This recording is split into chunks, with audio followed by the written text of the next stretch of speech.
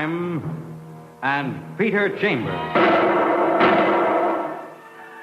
Created by Henry Kane, transcribed and starring Dane Clark.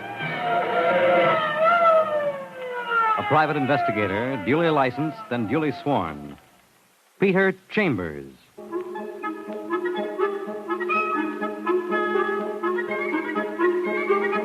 You're a private eye. That's your business. Anything else? That's for laughs.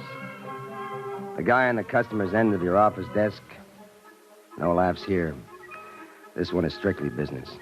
He's a round little man, balding on top, pudgy in the middle. He's got eyes like a vulture and a cranky voice. Mr. Chambers, you've been highly recommended to me. You're supposed to be number one in your racket.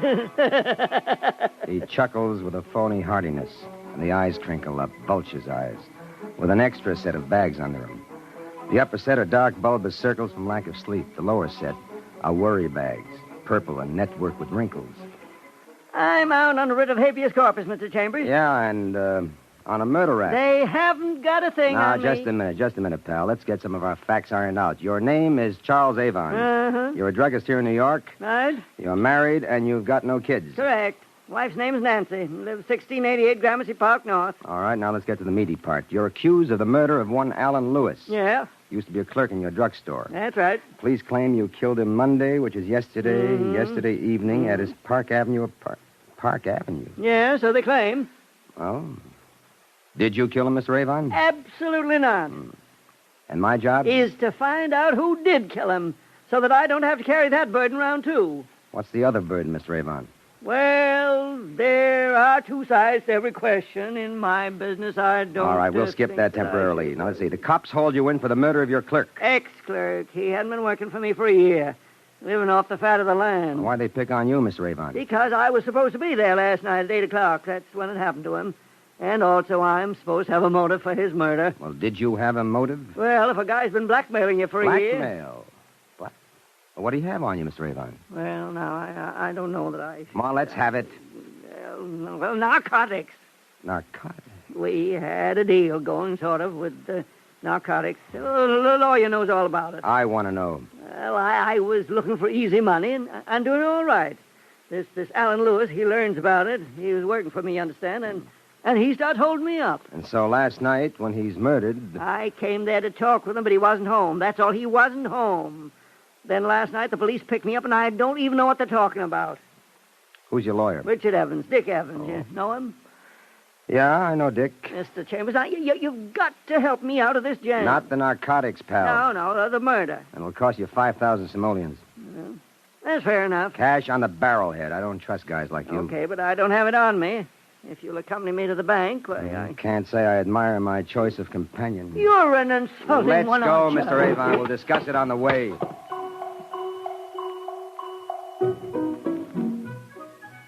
You get to the bank and you're paid, and you kiss him off like you'd kiss off a king cobra that just became a client. But if the guy's not guilty of murder, it's your job to prove it. That's what you're being paid for. So you get rid of him, and you go downtown to the offices of B. Richard Evans, Regal, Legal, Eagle. Hi, honey. Mr. Evans in? I'm all right, Pete. Come on. I've been expecting you. Hi, Dick. How are things going? Fine, Petey. Come right on in. Okay.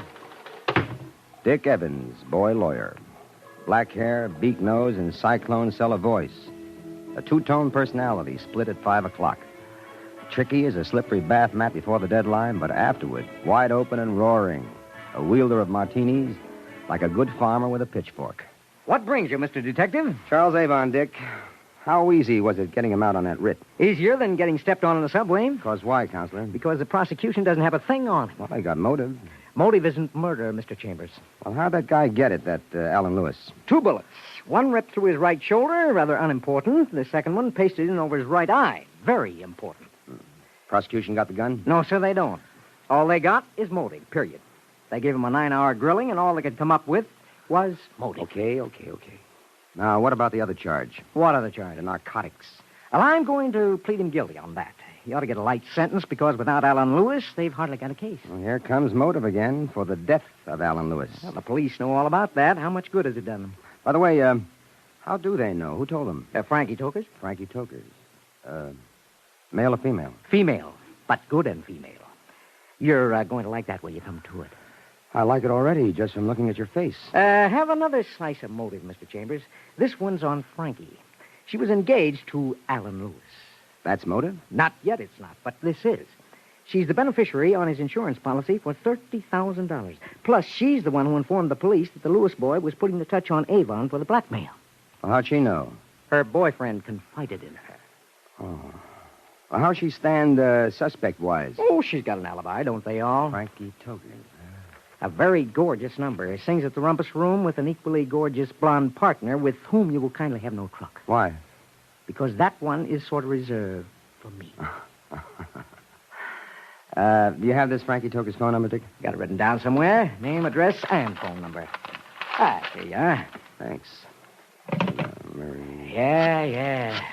Cute little trick. That's Frankie.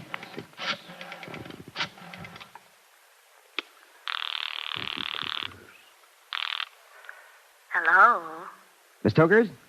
This is Miss Tokers. Collins from the insurance company. There's been a slight complication. May I come to see you? Well, when? Oh, right away. The sooner the better. Well, all right, if you insist. I should be here most of the afternoon. Ah, good. I'll see you shortly then. Bye, Miss Tokers.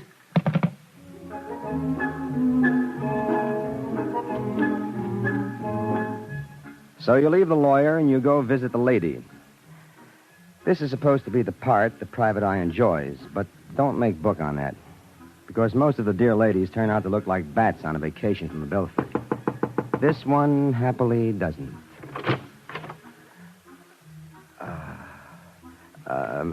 Miss Tokers? Yes, I'm Miss Tokers. Mr. Collins from the insurance company. Oh, yes. Please come in. Frankie Tokers. She's wearing a hostess gown, a metallic number in gold. Imagine that wrapped around a dream bunch figure. Frankie Tokers. Tall, with an oval face and wide dark eyes that glint like brandy bottles under bar lights. You don't fool around with a kid like that. Mr. Collins? I'm sorry. My name's not Collins, Miss Tokers, and I'm not from the insurance company. My name's Chambers, Peter Chambers. I'm a private detective. And they tell me that you're on a spot. Get out. Now, just a minute. Get out, I now, tell you. Look, lady, I think you've got me pegged wrong. Please, oh, please. You explain the situation, and tears come up in the blackberry brandy eyes. Naturally, you put your arm around her, and just as naturally, she puts her head on your shoulder. A sobbing brunette close in the arms of the private detective. There you have the classic situation. But you've been paid $5,000 to find out who killed Cock Robbins, so reluctantly you break it up. No. I know how you feel, Miss Tokers. You love the guy, but he's dead. Not true. Huh? I hated him. You were engaged to be married, weren't you? That was going to end when I found out what he was really like. And whose idea was that $30,000 life policy with you as beneficiary? His, of course. But that was going to be finished, too. Mr. Chambers, I couldn't tell the police, but I will tell you. Why? Because I want you to help me. Look, sister, you didn't kill him, did you? Oh, no. Listen, last night, the night he was killed, I went there. I was going to tell him off and finish it off completely. What time? 9:00. It was between shows. I'm a singer at the Rumpus Room. Yeah, I know. Anyway, when I got there was no answer. I kept ringing, but there was no answer, and I was worried. I went back to the club, and I called on the phone. No answer. Then I called the police and told them that there was trouble there. I didn't say who was calling. Wait a minute. Hold up just for a minute. First, why the police, just because the guy's not home? And second, how did you know there was trouble there? Because I knew that he had an appointment with Mr. Charles Avon for 8:00, and it was going to be a long talk. And I knew what the talk was about. What was it about? About more money. More blackmail money. Oh, I see. It figured for a trouble party, huh? Yes. And when the guy didn't answer at 9:00, it was your idea that the trouble had exploded. Exactly. And 1 hour after the phone call, the police were at the club, investigating the murder of Alan Lewis. I told them everything I knew about the narcotics that Mr. Avon was dealing in and about Alan's blackmail, and about how he was going to raise the ante at this meeting between them. Well, it answers why Charles Avon was picked up. What about your alibi? I fixed that up with my singing partner. I arranged for her to say that I'd been with her all the time, in our dressing room. But I'm scared, Mr. Chambers. I'm sick scared inside of me. Help me. Please help me. Oh, Miss Tokers, I'd hate it if you did put those slugs into Alan. I didn't. Oh, I didn't.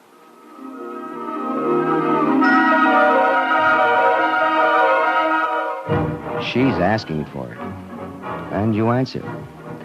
You take her face in your hands, put your lips on hers, and you leave them there. With excellent results. But then you quit. You crash out of there, and you're heading for police headquarters. But you detour for Charles Avon's drugstore. Good to see you again, Mr. Chambers. Hi, I was thinking I might want to drop into your home tonight. Would you be there perhaps later on? No, but my wife will. Oh, you don't know her. Oh, Oh. she's here right now. I'd very much like to have you meet her. Nancy? Yes? My dear, Peter Chambers, the gentleman I told you about. My wife, Nancy Avon. She's a small blonde, too young and too pretty for Charlie boy. She's wearing gold-rimmed black lens goggles, and you can't see her eyes. She's smooth-skinned and good-looking, but jumpy, nervous as a lion tamer who's lost his whip. Did you wish to speak to me, Mr. Chambers? Very much, but I don't have the time now. May I speak with you later? Of course. But I'm leaving for home now. Well, may I call you there? Well, it's a little upset. It's Maid's day off, but if you wish... I wish. See you later. Bye, Mr. and Mrs. Avon.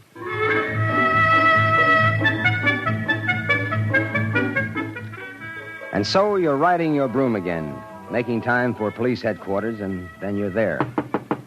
Come in. Come in. Well, Pete, to what do I owe the honor? Charles Avon, Louis, a paid-up client. So, maybe you think you can do more than cops can do, huh? I doubt it, but I can try. Detective Lieutenant Louis Parker, homicide. Thick-set and sturdy like a brand-new refrigerator and just about as enthusiastic. But a good cop, and mostly a good friend. What's pitch? I'm being paid $5,000 to find out who put the chill on Alan Lewis. Well, $5,000 to do what we do anyway, huh? Brother, yours is one business. Okay, what do you want? Help? That's hot. You're getting 5 G's. What do we get? Well, any information happens to fall my way, and no byline, you get all the credit. You buying? What do you want, kid? Well, I'd like to see the inside of Alan Lewis's apartment. I'll buy that. In fact, I'll go with you. Got a cop staked out there? Nobody's staked out there. I've got better things to do with cops than having them sitting around getting fat. Okay, what else? Well, anything else that's not too terribly confidential? Not this case, Petey. We got us a nice fat group of nothing. Well, then that's it, Lieutenant. Let us go look at apartments.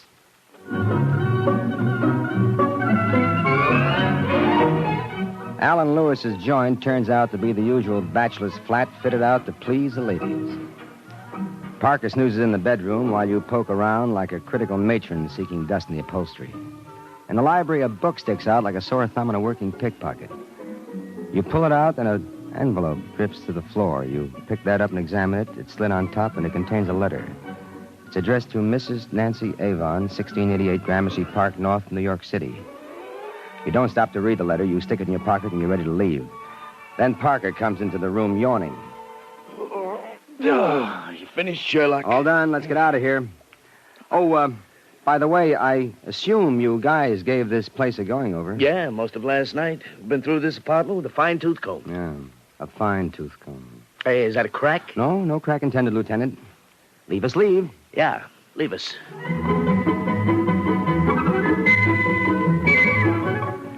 Outside, Parker goes off, and you're left alone. Frankie Toker's place is nearby, and, well, maybe you're looking for an excuse to go back. Hello, Mr. Chambers. Oh, may I come in? Please do. You bring her up to date, you take the letter out of the envelope, and you read. Dear Nancy, finished is finished. Now you've got it in writing. I don't see the sense, but if you insist, you can come over Monday at 7:30.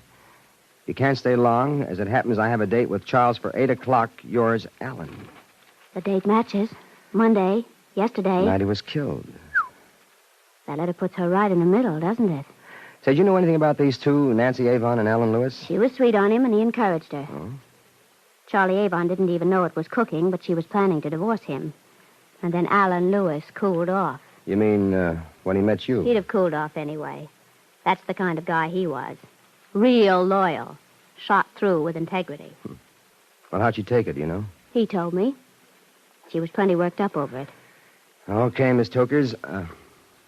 Frankie. Mm-hmm. Well, you cross your fingers, and if I'm lucky, you're out of a jam. Oh, I'd appreciate that. Would I appreciate that?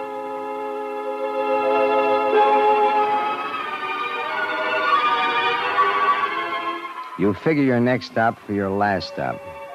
1688 Gramercy Park North. Oh, Mr. Chambers. Please, come in. Mrs. Avon. She's dressed in Chinese-type lounging pajamas, and she's not wearing the dark lens specs. You look at her eyes, and a chill goes through you like winter's suddenly gotten into the marrow of your bones. Wild eyes, quick-moving, darting, half-mad eyes. The pupils dilated almost to the rim. Something, Mr. Chambers? A few questions. Questions? Why questions of me? Well, I've got a hunch I've stumbled on something the police don't know. Like what? Well, like you had a thing going with Alan Lewis. Your husband, you hope, didn't know about it. But There are letters. You saved them. Right, Mrs. Avon? Yes. You were there last night? Yes. I'm sorry, Mrs. Avon. Now, where's the gun? Do you have it? You say the police don't know. Perhaps, I have Look, money. I'm one of the dumb ones. I'm allergic to bribery. Now, where's the gun? I have it. It's hidden here, hidden in the apartment. Will you get it, please? Yes. Yes, I'll get it. It's my own gun. You wait while she goes for it, and you don't like it. But you haven't got the time to work it out now, because she's coming back, and she's carrying the thing. A chunky, nickel-plated item. And she's holding it, business end forward. You get a scratched hip and a hole in your pants. And you're all ready to slug her, but you don't have to because she slides down in a faint. You get the gun away from her, find brandy, pour a lot into her, and a little into yourself. And finally, she starts coming to. I fainted. You certainly did, lady. I'm ill. I'm under the care of a psychiatrist. Gunshot, the sound of gunshot. One shot, and I pass out. Even if I do it myself, I pass out. What happened last night? Almost like it happened here. I was there before he was, and when he came, we argued. I brought the pistol. I was wearing my gloves, and I shot him. And then I fainted. When I came to, I saw he was dead, and I got out of there. Just a minute. You say you were there before he was? How'd you get in? I have keys. You get her to an easy chair, and you call down to Parker at headquarters. You put in a request for a lot of the law, and also for Mr. Charles Avon. Pretty soon, the place is crawling with cops, and you point a finger, and to Lieutenant Parker, you say, I give you a murderer, Lieutenant. Oh, but you've got it wrong. You're mistaken. No mistake. It's just where my finger's pointing.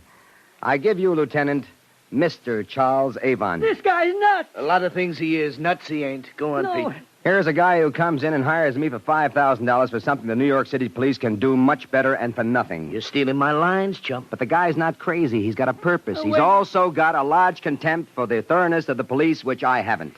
Start making sense, Petey boy. Read this.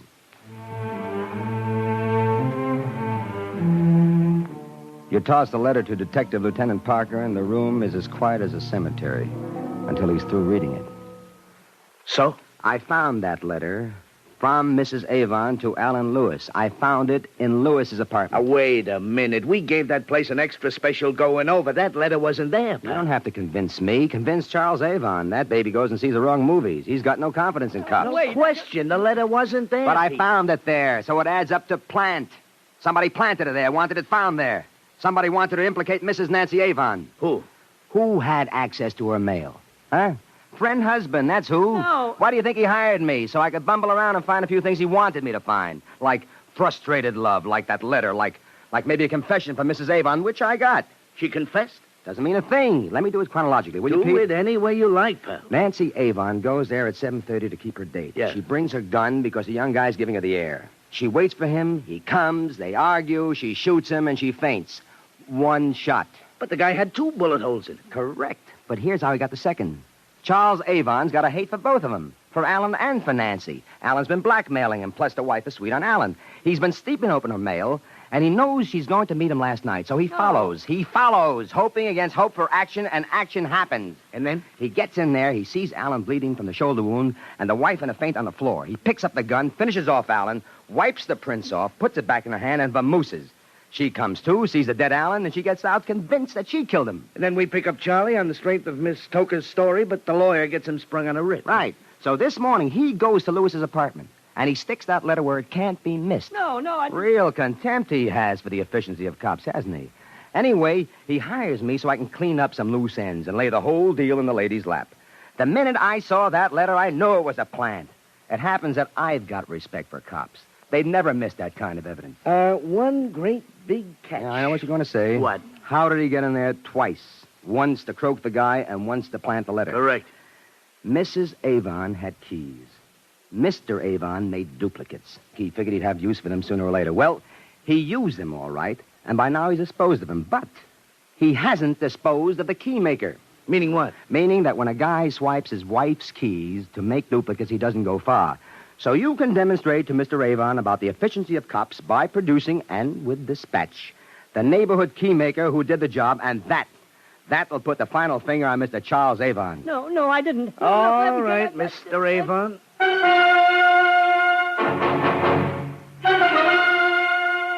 That does it.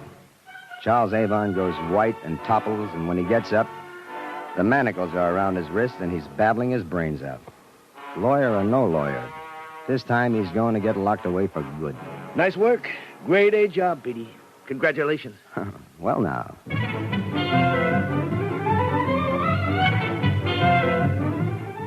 Appreciation from a detective lieutenant to a private eye, that's sweet music indeed. But you start breaking out of there because you're heading for Frankie Toker's place.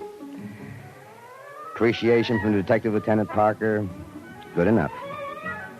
But appreciation from Miss Frankie Toker's, well, now.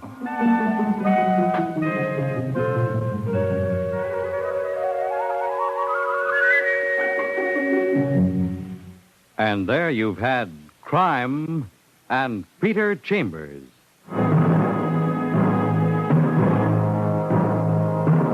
Dane Clark was starred as Peter Chambers.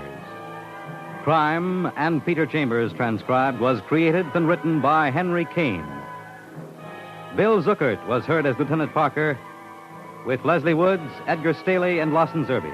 It was directed by Fred Way. This is Fred Collins, inviting you to tune in next week, same time, same station, for Dane Clark in Crime and Peter Chambers.